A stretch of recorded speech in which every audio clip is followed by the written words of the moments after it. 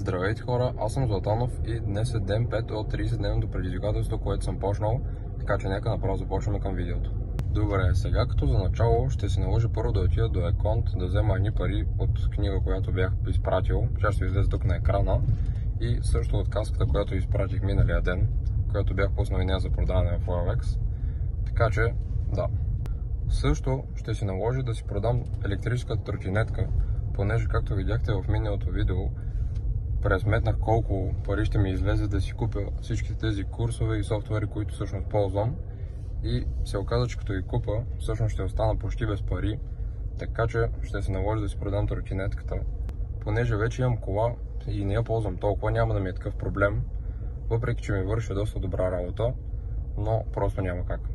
Така че сега съм се разбрал с едно момче да отида да му я пратя и като я продам ще се видим направо след това.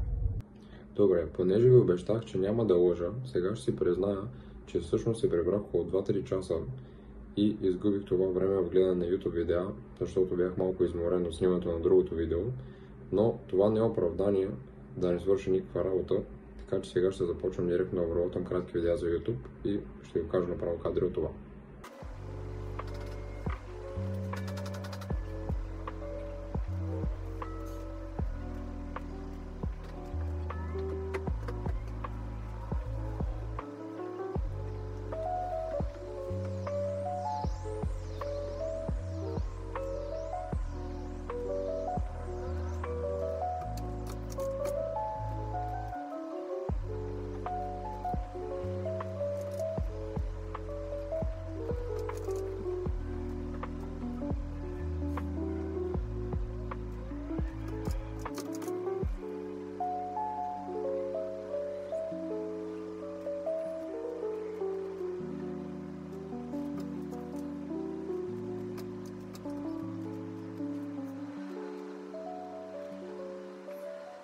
Добре, тук ще приключи с обработката на кратките видеа и сега смятам да започна да правя тъмнел за това видео, както и да го обработа, след което ще чета около половин час.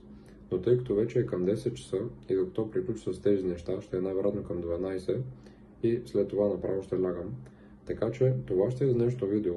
Надявам се да ви е харесало и да сте научили нещо полезно. Така че не забравяйте да се абонирате за канала, ако не искате да изпуснете дали ще успея да стигнем целта си.